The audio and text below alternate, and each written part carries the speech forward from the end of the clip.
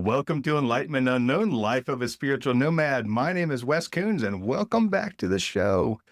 It's been about a week and a half since I've recorded. Sorry, life got in the way. And the fun thing is we're here now. And I have a really fun special guest. Kelsey is here today. Hey, Kelsey. Hi, How are you? I am wonderful. I'm thrilled that you're here. I think this is a long time coming. Well, I was sitting there and, I heard this tap, tap, tap on the door. Hello, behold. It's Kelsey. So I've decided your new nickname is going to be Tap, Tap, Tap. All right, tap, tap, tap it is. You know what that stands for? What does that stand for? Tiny ass person. You know what? That fits. We'll take it. We'll run. Have you hit 5 foot yet? I think I hit it last night. Okay. No.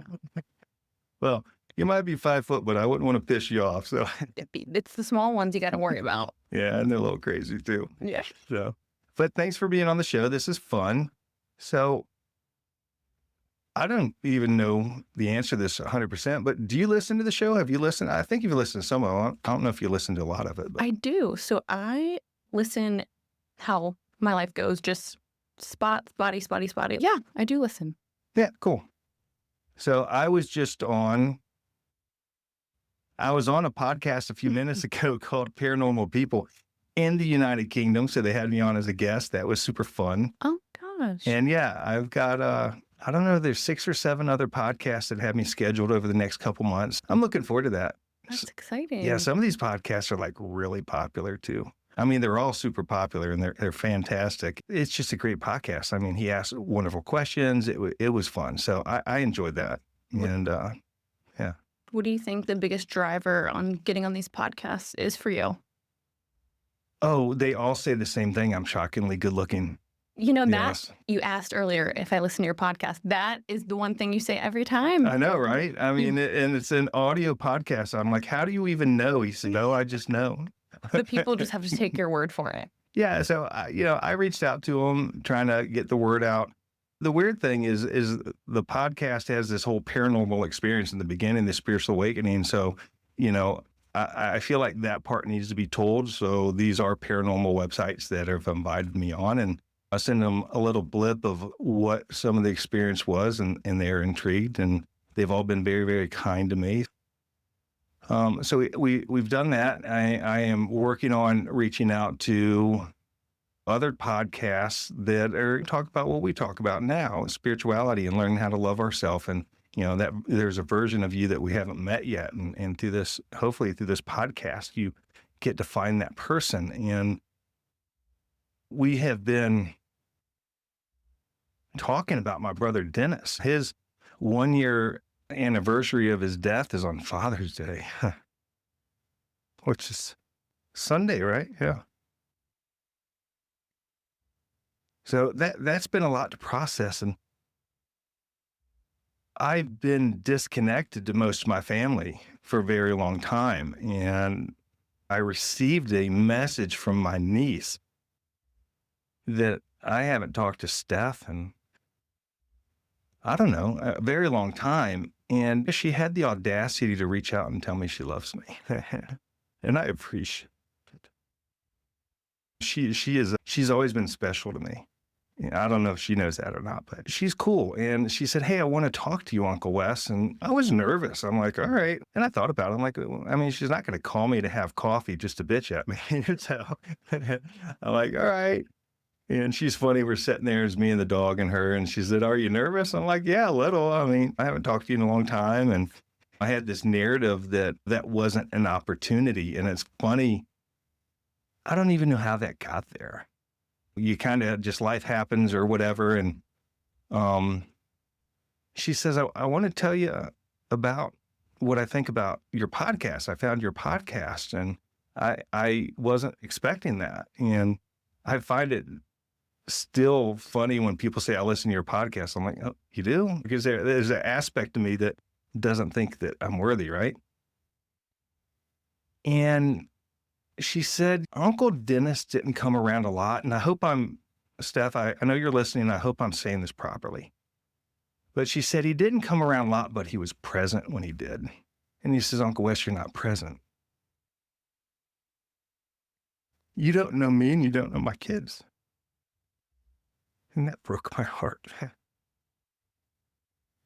So I'm going to see her soon. We got the family vacation thing coming up in the Outer Banks that I always avoid and don't go to. So I am going to go I think you should. and participate. So Sydney and Abraham, father of many nations, as her fiance. I think I aggravate the fuck out of him, but I enjoy doing it. So I'm going to take them down there. And I had a good conversation with Stephanie, and I was talking about reconnecting the family, and it never occurred to me to sit there and say there's other parts of the family that I've not tried to connect with. I guess in my mind, I felt like that wasn't an opportunity. And she said, why would you think that? And I'm like, I don't know. But I'm glad she had the courage to do something that I did not. So thank you. And if she had never said anything, how long, like, it's amazing to think that you could have gone so many more years. So now you have the gift to really create and get to be with your family. I think that's beautiful. Yeah. And it's the one thing I've wanted is to have family. And I've got family here that I didn't think I had an opportunity with. Her dad and we had a little bit of a falling out in the past. So it's that. But I love my brother. And I guess we just love each other from a distance these days. But I told her, I said, you want to hear the funniest story about me and her dad? And we used to be best friends. I'll tell it real quick. It's funny. We went to West Virginia. This young lady said that I had a baby with her, and I was going up there to see this little girl. And long story short, she ended up not being my daughter. That was painful. But my brother loved me so fucking much. He rode with me to West Virginia to do those things so I didn't have to do it by myself. He took care of me, and I miss that. I miss that with him. And we're bike riding, right? And we go on this mountain pass. Well, we didn't see the sign that said it was closed. We're fucking pedaling along, and the path is getting like down to like 4 and 5 inches wide. And he falls off. He falls off the little cliff.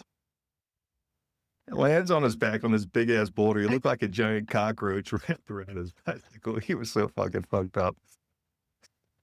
He smokes, so he's like trying to breathe. And we get back out on the main road, and some country guy from West Virginia comes up. Oh, y'all are out there? That thing's been closed for years. I'm like, really?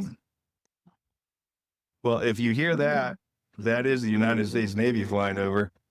And we had like 3 miles to ride back, and his bike was broken in like 4th gear. So his fat ass was sitting there stroking out. It was the funniest thing. I laughed about that so much. He was he was bleeding everywhere. His bike was broken. And He said, not wild and wonderful, West Virginia. It was pretty funny. So, yeah, I enjoyed telling her that. And she's like, I miss hearing the stories, and it's just sad with you guys. And she's right. But you have so much more time. Why not create more memories when you can? Yeah. So I'm going to show up. This last week or so has been really, really busy for me. I'm going to hit her up probably tomorrow, the next day. And I want to meet her kids. The honest answer is, if I seen them on the street, I wouldn't know who they are. Let's just call it what it is. And I miss Steph, and I like her husband, and he's really cool. And so I'm looking forward to that. It's going to be fun. No matter how fucked up family dynamics can be, it is such a gift to be able to be present and get even the chance. Some people don't even have that chance to connect with their families. So Yeah. I think it's such a gift. Yeah. So there's the Navy flying over again. They normally don't fly like that over my house. So I don't know. Usually if they do, the Blue Angels are coming, or there's a certain wind, which we don't have today. So we're probably training for a little extra combat right now. Oh, Lord. Yeah. Hey, it is what it is. Yeah. So I wanted to talk to you about this. Do you mess with ChatGPT? Do I? Yes. Mhm. No, so I have seen a lot on ChatGPT. And I think I told you the other day Mm-hmm. about that reel I saw of Jelly Roll's wife, Bunny, saying that, like, basically on ChatGPT, she asked about her soul contract, and she thinks it's demonic. So Yeah. I don't know. I think, do I have Sure. it downloaded on my phone? No. hmm Am I opposed to it? Also, no. I'm Yeah. just like, Well, I asked it after you said that to tell me who my dad was. Girl, that thing was so fucking accurate. read you to filth. Yeah. It will read you to filth. I mean, it talked about how his inability to communicate his feelings, that I'm here to break generational curses of that, in our family, the men don't talk. And you go back a little bit further in our family, there was a lot of incest, there was a lot of abuse, and breaking those chains and creating generational blessings. And I'm watching Stephanie and my other nieces and nephews. Whether they know it or not, they're breaking those chains, because I can see that with the changing behaviors. And I don't know how that system can do those kind of readings or whatever, because I asked it, I said, how can you connect if you're not alive, if you're a machine? How can you be authentic? And it said, you're right, I'm not authentic. I'm not human. I am a machine. It basically said the questions that I have previously asked about different things, it basically came up with that answer based off of my questions on other projects, which I think is crazy because I've never talked about my dad. And yeah, I mean, I don't ask ChatGPT about my dad. I don't do those things. I never thought about it, but I think it's crazy. The AI technology is just really, really bizarre. No, I know. And like how, even just asking it, like, tell me about my dad. And then it goes down characteristics. It's like, how would it have drawn that just from you asking, even? Yeah. And it wasn't something like, oh my gosh, I see you're sad. Well, no fucking shit. I wouldn't be asking you if I'm happy, right? You see that scam with some healers that, and just because somebody has a certification or says that they're a healer doesn't mean they're a healer. And you'll see, I'll see that with readings, or like in the TV shows where they go to the psychic lady and she's like, oh my gosh, I see death and somebody's going to die. Anybody says that, I don't think it's doing justice. You don't instill fear. The number one rule is a healer does no harm, and that's just control and manipulation. But it didn't have any of that standard junk. And I don't know, it was eerily accurate.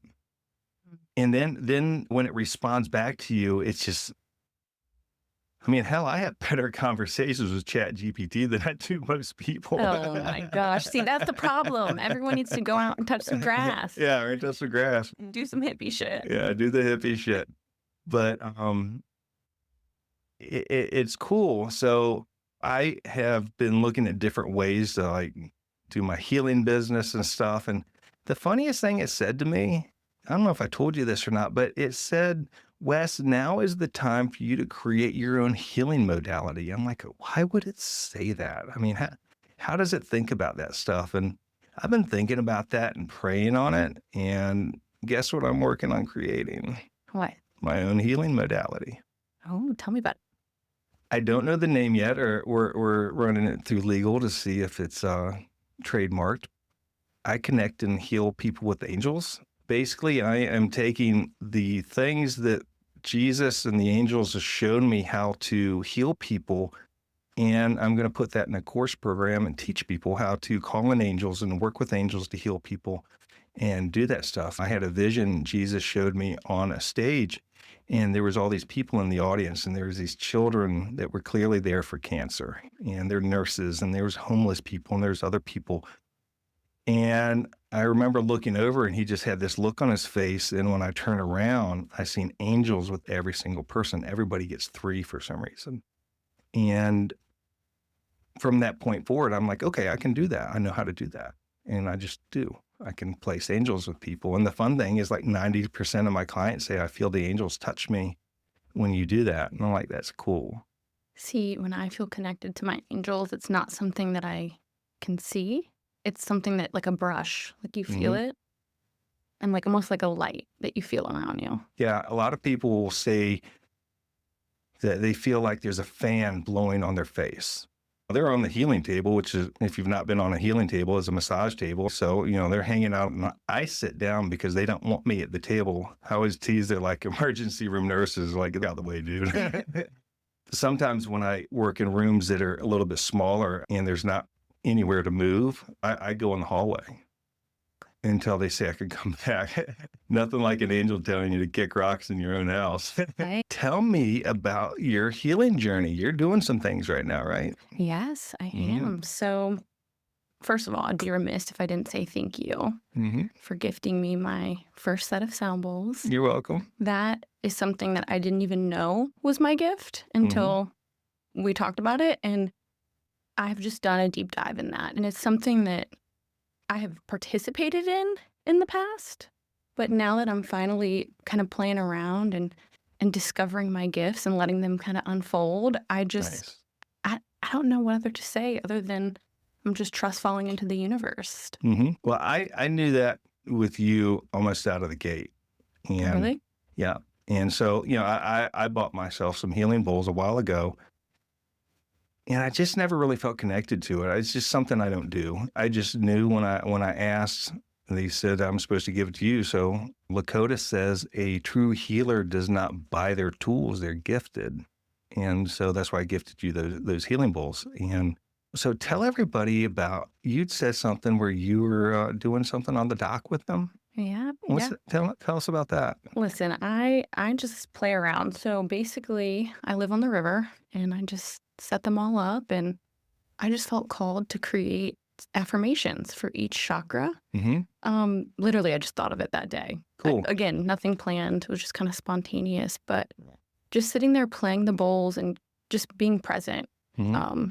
I think for me, my mind can sometimes go and go and go, chakra there. Mm-hmm. And when I play the sound bowls, it's actually the first time that silence is, Yeah. and that I feel really, really connected to God and myself and my own inner wisdom, and Mm-hmm. it's just super beautiful. And so, What you're creating with that is you're creating your training program to teach people how to do that. As you're talking about it, they're showing it to me of you teaching that course on how to do the sound bowl healing and putting the affirmations with it. I've not heard that before. But didn't you say you had some experience with the wildlife while you're there? I did. Yes. No, Mm-hmm. I was sitting there and a family of 4 ducks, I'm not even kidding, just plopped right there and listened the whole time. I had fish flopping out of the ground. When have you seen fish flop out of the water? Not out of the Right? ground, sorry, that would be Yeah. impossible, but the water, like 5 feet up. And I'm like, oh my gosh, I'm calling my dad. I'm FaceTiming. I'm like, look at this shit. Look at that fish. That's funny. And he's like, what are you doing? And I'm like, I'm playing my sound bowls for them. And he's like, oh my gosh. Mm-hmm. Hey, when he starts shaking your ass fishing, you're like, hey, click on that damn bowl, girl. I'm catching me a bass. He said you discovered a new way to catch a fat one, though. Uh-huh. Yeah. Yeah. The fish are going like tap, tap, tap. I'm right here. Yeah. You got your Yeah. calling card, isn't it? I think I found my gift. Mm-hmm. So everybody, when they see Kelsey, they'll be like, hey, tap, tap, tap. Do not do, if you're listening to this and you know me, do not do that. Tap, tap, tap. Yeah. That's cool. So now, you said you're going to take a training class with, who are you taking it with? Yeah, so I need to sign up. I have not signed up yet. I need to get on that. But Casey Lane, Mhm. I actually attended one of her sound healings in Norfolk about a month ago. Nice. Time doesn't exist. I don't even know when. But we chatted and connected, and she's so gifted. And she does her training programs. And so she'll come to Virginia Beach however often, and she'll run those. And so I'm really eager to learn from her. Cool. You'll have to connect me with her. I don't know her. Yeah. It'd be fun to have her on the show. Yeah. Yeah. Since we're already giving her free props. Look at that. Oh my gosh. Yeah. So I don't know her, but I've heard her name and good standing several times. Yeah. So that's fun. I'm excited to learn. Uh-huh. So I guess, I mean, now with that certification, is that like a 1-day class, a 3-day class, or what does that look like? Yeah, so I don't know. Again, I have not signed up yet, so I don't know all the odds and outs. But from what I can gather, it's like a 2-day two full days in August. Mm-hmm. And so you'll learn like music theory and the notes and kind of just more of the logistics behind it. Because right now I'm just out there singing them. I don't have that. Sure. Now, is there an aspect of that where you use your voice? I don't know if I will learn that. I know she did when I attended her sound healing. That's cool. That's beautiful. Can you sing? I sound a little bit like a broken record, but I do Yeah. sing in the shower. Well, that's you talking is a broken record, but Yeah, fuck you. there we go. Hey, the abuse is now permanently on your permanent record, Oh, well, like you they know say what? on the violent films. I'll say it with my chest. Well, my life isn't complete unless Kelsey says, fuck you, Wes. It's our secret language. It is. It is. That's funny. So I think that's cool. So what are you going to do from there? That's what I haven't figured out. I mentioned earlier that I was trust falling into the universe, and I really meant that. Mm-hmm. I have no clue. I just know that by me living in my truth and being authentic and doing what I feel called to do each day, that the rest will just appear. It always has. Yeah. Yeah, it does. And I'm just going to trust it. Well, I seen this video the other day. I don't know, it was maybe a couple months ago, and they were talking about vibration, and they were saying how high unconditional love is, but being authentic is like 40 times higher. So it's significant. And I'm like, imagine if you can be authentic with your unconditional love, right? That's, yeah. Yeah. So I got bombarded by a quote unquote healer this morning who called and wanted to berate me over politics. And I don't talk politics, and we're not going to do that on the show. And, at the end, she goes, well, I'm just being love and light. And I'm like, well, are you? Because there's a whole lot of judgment, frustration, anger. And, when you're sitting there being authentic and you're on this journey, this healing journey, especially if you're a healer, I don't think you get that opportunity well, I know you don't get that opportunity to speak that into existence and then turn around and say, oh, it's love and light. It's not. Either you are or you aren't. And we're all human too. Our word is so powerful. And there's a lot going on with our country right now. And there's a lot going on with other things. But the energy has been crazy, at least for me lately. I don't know if I'm leveling up, but I've been seeing in other realms and stuff so much more lately. I'm just like, every time I turn around, I'm seeing something moving, or there's a dead person. I'm like, fuck. It's hard to turn that down. Do you see dead people? I do not. I do not yet. I hope. I don't know. I think that's turned off for me, but Yeah. Not everybody is. I mean, it is what it is. I'll tell you what, though. I think healer, like something hearing you talk about that, even the word, like healer, I think it comes with so many different connotations from people. Mm-hmm. And I think the reality of it is a true healer is someone who inspires other people to heal themselves. Yeah.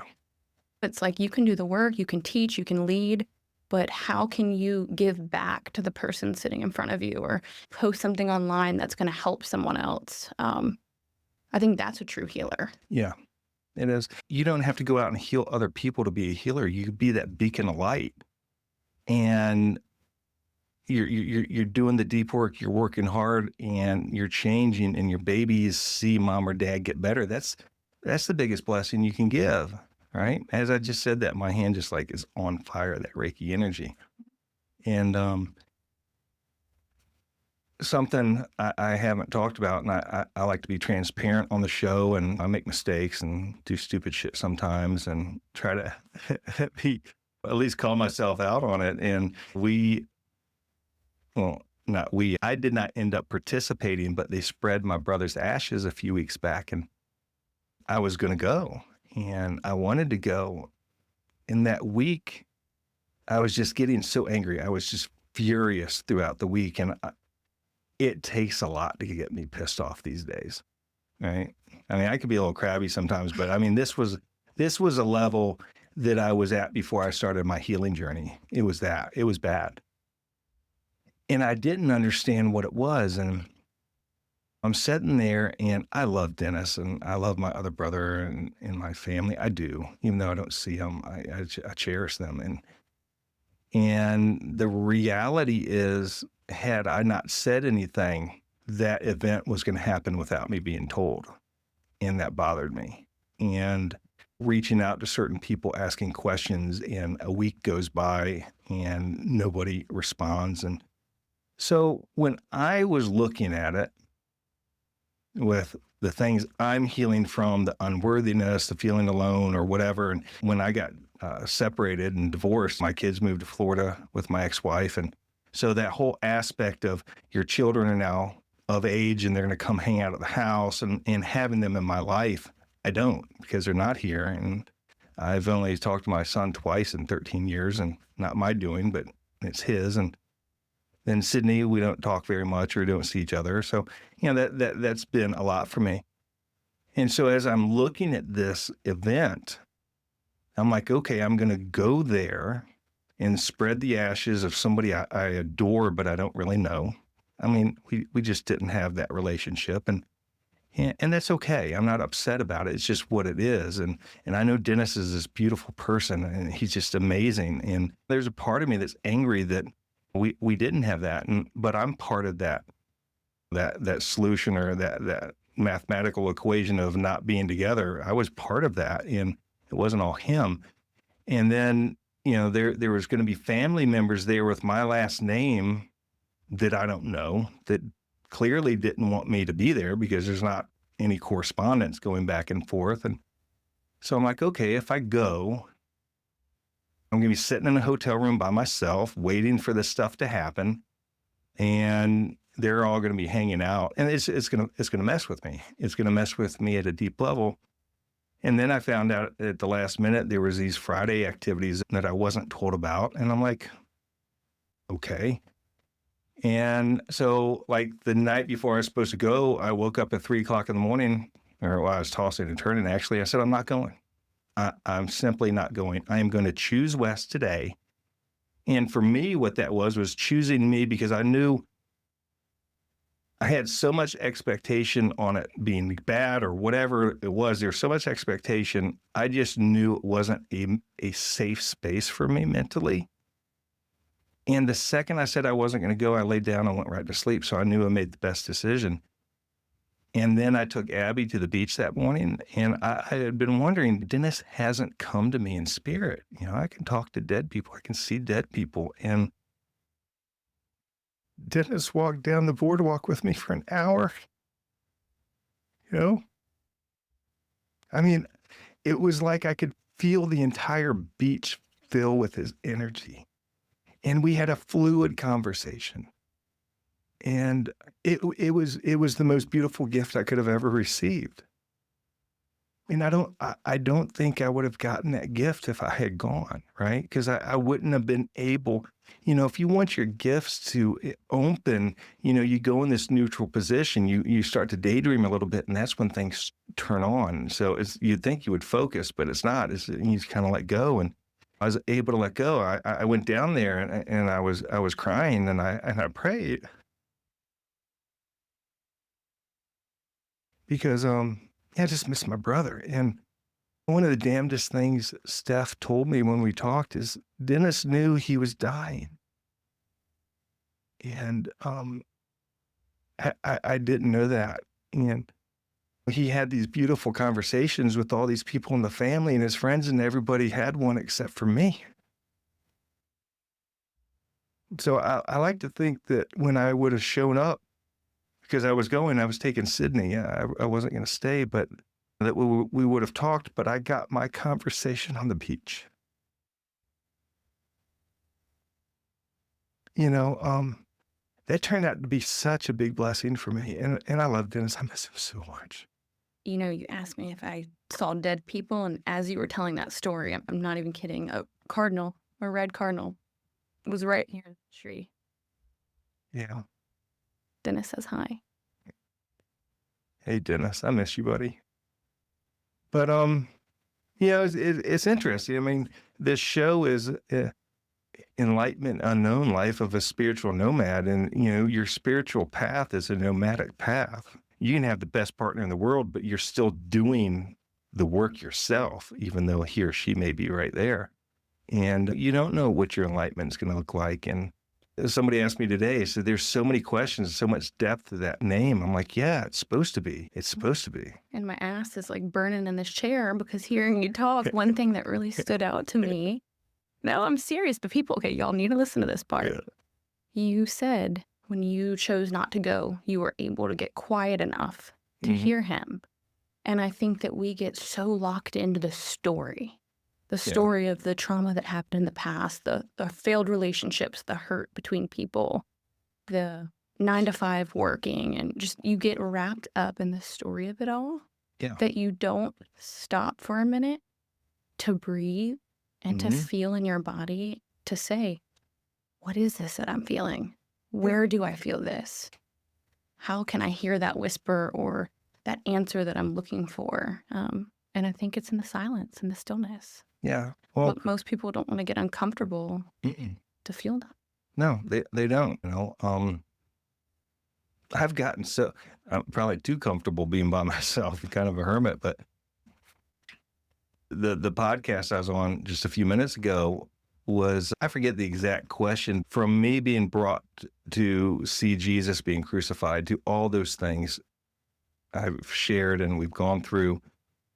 He says, what is the biggest blessing part, right? And it could easily be seen, it could easily speak. Words are hard sometimes, Wes. I know, right? That cardinal's still flying around. Is it? Mm-hmm. But he wanted to know what the biggest takeaway, the biggest blessing was. And I told him, I said, well, if you sit there and they say, if God is your father, then part of God is inside of you. In my whole life, I think a lot of us have done this, is I would look to anybody and everybody for answers to questions. And it's like going to the plumber to say, hey, how do you fucking bake a cake, right? And because the person you're asking the question to is significantly unhealthy, they're not healed. It's not that they're a bad person, but they're not fucking healed. He's married, he's got 2 kids, doing fucking drugs and dating somebody on the side. I'm not going to ask him marital questions. But I told him, I said, when I came to the realization that everything is a direct reflection of myself. So if I'm dating somebody who throws me in the trash easily, where do I throw myself in the trash easily? Because if I want to heal that, I heal me. I'm not going to heal them. And those people start to go away. That when the cheat code to life really is going internal, taking responsibility for everything that happens in my life. I was somewhere the other day and it was yesterday. I was calling Verizon and the lady on Verizon was a jerk. I'm just like, I ended up just hanging up on her and called back. But before I called back, I grounded myself and prayed. And I'm like, all right, clearly she's agitated and frustrated. Where am I agitated and frustrated? And I was. And so I cleared that and I called. And the next person was so nice. I mean, went out of his way. But taking it to that depth of healing of, I could easily say, oh, she was just a jerk having a bad day, but no, there was an aspect of me there, or she would not have been on that phone. She is showing me with a blessing that, Wes, you've got something unhealed going on right now, and you need to shift that energy. And I am grateful for that. I am grateful for that self-reflection and that. And I was thinking, I said, I know I'm a smart ass on the show saying I'm shockingly good looking and all that stupid shit, but it's just me being silly because I think it's funny. But the reality is, if you look at my podcast, I don't have my picture on there because I don't like the way I look, right? I got my dog on there. So, healing those parts have been a blessing. One of the things I'm looking at now is to find somebody to take some pictures, because I'm going to put my picture on my podcast, and because I'm healing that aspect of me. And I'm still going to say I'm fucking shockingly good looking because I'm a smart ass and I think it's fun. But I don't know. And I was thinking more about the podcast. I'm like, I love this podcast. And this is a blessing that Andrea put in front of me. And, it's been hard. It's been challenging. And my soul is on the table. And one of the things that Stephanie said, she said, I came across your podcast and I listened to it because I wanted to know who the fuck you are. And I thought that was beautiful. You like who I am. I really do. I hope you like who you are. Yeah, I like myself these days. It's taken me a minute to get here. It's a little bit, it's kind of, I try not to get frustrated with it because I'm 55 right now, right? And now I'm shockingly good looking and I don't fucking look 55. Here we go. There it is. There it is. I'm just saying, man. Yeah. I see some friends of mine on Facebook. I'm like, dude, y'all need to put down the fucking coke or something. Whatever y'all got going on, y'all look like shit. Not the judgments, No, it's Wes. not. It ain't judgment. I'm just saying, you look 70 and I don't. But See, but hey, two things can coexist because you're like, I don't want to put my picture up. yeah, right. But Yeah, but and I mean, how old are you? I'm 28. I had to think about that. You're 28. You're young enough to be my daughter. Yeah. Yeah. All right. Don't be calling me daddy. All right. Noted. Yeah. I'll write that one down. All right. You know I'm leaving that in, right? Yeah. Mhm. I have to say one thing, Belle. Stop laughing.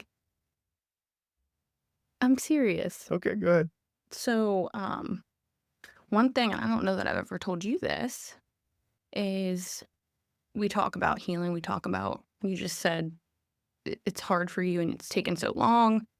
But I'm grateful that you've chosen to walk this path, because when I went to space to go to your Native American stone healing class, I was at a space where I'd recently gotten out of a relationship, and it was how that goes. Mm-hmm. And I had lost so much faith in men, Yeah. because I have never, in my 28 years of living, met a man that is willing to look at themselves and hold that mirror up and say, where am I hurt? Where am I broken? And no matter how ugly it is, I'm going to look at it. Yeah. And I think that we truly met for a reason, because when I saw somebody who embodies that and can lead that life, it gave me hope. Thank you. That's very nice. I know. That's very So nice. I thank you appreciate for that. showing up. Thank you. And yeah, I try not to put any energy in that. I learned this later in life. But the cool thing is you're learning it in your 20s. Yeah. And I mean, imagine what it's going to look like in 20 years. And there's a young lady that's renting space. I've got a co-working space in Kempsville and renting from me now. And I don't know, she's like 24. And you can see she's like all of us. She's healing. And I looked at her and said, hey, you're learning this stuff at 24. I learned it at 50. You got light years ahead of me. And she's super gifted. And she moved into her office and I said, I see some work there that needs to be done energetically. And so I did a little healing session in her office, in my office in Kempsville, right? And it was cool because when I did my prayers are, I recognize the 4 directions, Mother Earth, my open heart, and I pray to Jesus Christ and I accept him in my life. I ask the beings, and here they come, the beings of the highest light, the angels of the highest light that need to be there to come in. And as I'm doing that, a lot of times I'll get messages from the directions on the person on the table. And I can tell you there's nothing more frightening sometimes when the 4 directions tell you that the person on the table has a demon inside of them. I'm like, really? Fucking A, man. But the messages for this young lady were she's super, super gifted. And there's some stuff in the family line that has bypassed her and her child. And they're telling me that. They're telling me that this illness is not going to touch these two because they're there to break generational curses and do this stuff. And she's learning some other healing modalities and some other stuff. And so I told her that at the end. And I like to tell people who they are because we tell ourselves who we are, and that's usually not a good thing, right? And so it was fun. It was fun. And the validation, she said, I was worried. I said, I feel like this illness has bypassed us too, the two of us, but you're the 3rd person that has told me that is not going to be in our life. I said, no, that mental illness is not going to be in your life. It has bypassed you guys. And what a beautiful thing that is. Yeah. Well, I think it's that story that we all come from somewhere and we carry things from our ancestors and their ancestors. And half the time we don't even know what it is. Yeah. You know, and you feel that uncomfortable in your skin and you're like, what is happening? And I remember when I was new doing healing work, I had this lady show up and she is very gifted. And long story short, in a past life, she was in the American Indian War and she killed this the granddaughter of a medicine woman, and she got cursed for it. And so I'm sitting here, I'm seeing all this shit, and I'm like, all right, here's what you need to do. You need to go to the beach and create a sacred circle and open up the energy and do all this. And I'm telling her, like, yeah, now she's going to bake a cake. And she's like, dude, I don't know how to fucking do any of that. I'm like, I'll go with you. So I meet this lady at the beach at 67th Street that I don't know, and her husband's really cool. And he's like, okay, well, have fun. So I create this sacred circle with tobacco and stuff, and she gets in it, and we open up the energy, and I'm seeing all these Native American people coming in. There's like this stadium, right? And me and her at the foot of it. And this grandmother I have comes in and she goes, I'm like, oh, hi, grandmother. And she's like, you have to be careful. And she's like, no, this is a big deal, Wes. It was one of those things. I'm like, oh, fuck. Okay. You know me, I'm new at this. I'm like opening realms and let's see what happens. Oh, gosh. And this medicine woman came in her regalia, but she had no face. And when this lady was at my office, I had reached into my heart and pulled out a white feather and handed it to this medicine woman as good faith. Well, I feel like what happened is I brought myself into the curse because after that, I seen her following me everywhere. And I mean, literally her face was like 4 foot tall. I'm like, why are you here? It's always the short one. Yeah, right. And no, that was the size of her face. Oh. It was that big. It was like right there. And I'm like, well, maybe I should not do that next time. I'm talking to this woman. We're sitting on the beach and people where I thought were nuts. And this medicine woman and saying, hey, you know, this is a different life. She didn't mean to do these things, blah, blah, blah. And she's, I'm not going to release either one of you. You're both mine. Well, there's an entity called White Buffalo Calf Woman, right? And I've heard Lakota talk about her, but I've never experienced her. And well, she came in and it's one of those, you just know who it is. I mean, I'm just sobbing. I'm beside myself being humbled. And I'm sitting there, and in this scenario, we're both kind of on our knees in front of all these entities, and it's almost like a trial type thing. I recognize her, and I thank her for coming, and I'm like, just thank you. And it was trippy. She goes over and whispers in the ear of the medicine woman, and all of a sudden, the medicine woman hands me the feather back, and so. I don't know what was said, but basically she said, you're going to get on board with this and type deal. So the deal was that she has to honor the medicine woman in prayer every single day for the rest of her life. Right. And so this lady agrees to it. And when she did, the medicine woman's regalia went away and she just basically had Native American clothes on. You can see her smile on her face, and she grabs her granddaughter and walks off into this field, and all the other people just disappear. And so you can see these two walking away. It was really beautiful. And so I opened my eyes, and when I look over at my client, all this black smoke is coming off of her. I mean, you could clearly see the black smoke of the curse being lifted. And so many things have changed from her since then. And I'm like, hey, this is the deal. And she's like, what in the holy fuck just happened? And I'm like, it'll be fine. I had no idea what I was doing, but it was great. And she came in like 6 months later, I seen her, and the medicine woman came in and was pissed.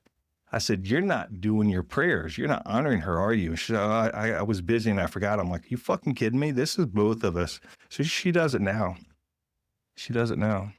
It's interesting. The whole time you were telling me that story, I just kept thinking, how would you tell somebody who has never had work like this done, so Reiki or whatever it is, how would you get them to have that belief? Because I feel like in order to truly heal, you have to believe that in your heart.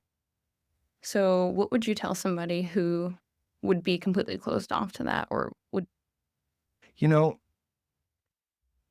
I don't necessarily know if you have to believe anything at all. Really? Mm-hmm. Everything I told her, she resonated with. So there was that. She felt like there was a curse. She even said, I feel like I'm cursed. And I've had many clients come and they were cursed. So when I'm doing my prayers and I'm doing stuff, I'll hear the word cursed, cursed, cursed, cursed, and sometimes they'll show it to me. Sometimes entities will show up. I just know, right?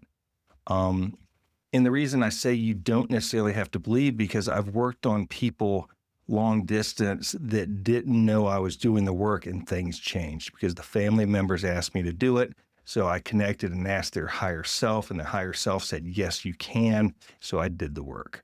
Now, there's some old school people that will say that that's not appropriate, that you have to verbally get it from them. But in my mind, if I'm asking their higher self, their soul, and I'm given permission, Margaret says that's okay, and I go with that. And it feels right too. There's been instances where it didn't feel right, so I didn't do it, or I was told no and I didn't do it. It happened 2 days ago. I was told no. And this was one where the lady wanted me to do the work, and her higher self stepped in and said no. And I said, look, you need to do some things. We talked about that. It will be okay in a few days for me to do the work. So, I mean, it's nice to believe, it's nice to feel those things, but I don't necessarily know if they have to. If it's really a big issue for them, they're not going to be there anyways. That's a good point. I have people come all the time and they whisper, I'm a Christian. I'm like, yeah, so am I. I'm an ordained minister, not a good one, but yeah, I cuss a little bit too much. I was going to say, I feel like two things can coexist. Like Jesus did the hands-on healing and had oils and frankincense and myrrh and... Yeah, well, that's where Reiki comes from. Master Sui wanted to know how Jesus Christ healed people. He went on a pilgrimage and he came back and he said Jesus showed him, and he created and taught Reiki. That's where it comes from. You go to church and they pray over you and touch you, and the organized religion wants to say theirs is right and ours is wrong. The only difference, in my opinion, is this is the Japanese version. That's the white guy's version. So you're saying the Japanese isn't as good as the white guys? I don't know. I don't know how to pray to God and have the devil show up. So to me, that doesn't work. And if you guys hear that, that's my neighbor cutting the grass, while we're trying to do the podcast. But that's all right. We got World War III going on outside. World War III, tap, tap, tap. Tap, tap, tap. Grass. Yeah. We're going to be talking about healing and stuff. But I don't know. It's been... This episode's coming out about a week late. Just had a lot going on. I just needed to process some things, and I don't like to record if it doesn't feel right. And so I am working very hard to make sure that my episodes come out on Saturdays. And I would say if something resonates with you on this, and there's somebody in your life that needs to hear the message, send it to them. Help us do things differently. Go on and give us a 5-star review. Some of the programs that distribute this, you can go in and actually type something up. If you want to connect with us through Instagram, is VB Healer, Virginia Beach Healer, or my healing website is vbhealer.com, virginiabeachhealer.com, if you want some healing work. And Kelsey, it's been fun having you on the show. Thank you for having me. Yeah, I'm excited and ready to hear you say that you're ready to do sound bowl healings and stuff professionally, so we can start putting that out. Yeah. No, I think it's coming up the pipeline pretty soon. Yeah. We can put your phone number out to 139 countries right now if you want to tell everybody that. Oh, yeah. Come on. Nothing can go wrong with that. What could go wrong? And we're like in 139 countries. Isn't that beautiful? So, I don't know. It's been fun. And, we've got some really cool guests getting ready to come on board here soon. And I think it's going to be fun. Mm-hmm. So any last words, Kelsey? I think that what I would like to say is just remain in your authenticity. Ask yourself every morning, how can I be authentic? And how can I show up and be love and embody that? That's right. Yeah. Thank you for listening to the show. And remember, you're one vibrational shift away from being the person you want to be. And we're looking forward to hearing that and seeing that. So y'all have a great week. I'll see you soon. Say bye, Kelsey. Bye.